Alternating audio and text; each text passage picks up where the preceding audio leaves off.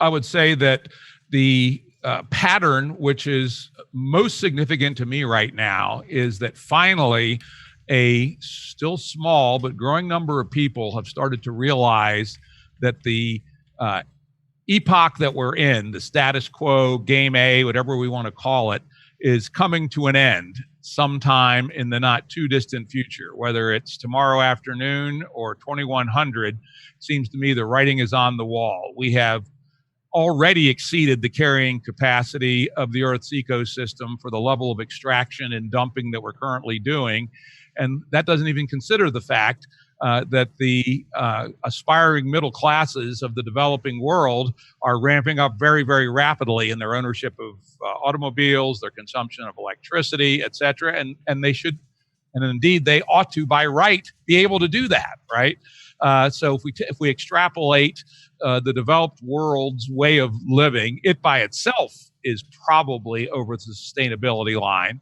And then we extend that to 1.3 billion people in China, 1.2 billion in India, billions more across the world. We clearly are driving the human race over a cliff. And numerous people are starting now to realize that. And it's causing some serious thinking way outside the box, right? And it's one of the reasons I fight vehemently against internet censorship. People say, oh, we can't have radicals like ISIS or neo-Nazis on the internet. I go, fuck that.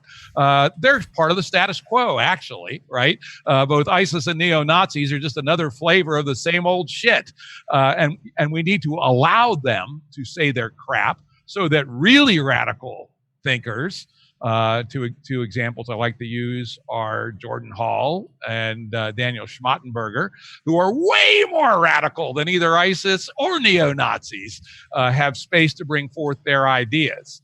And so what I'm tracking and what I hope continues is that truly radical thinking be happening way outside the box on how to define a new social operating system that's consistent with the limits of our ecosystem, and even more importantly, probably, is congruent with our nature as human beings.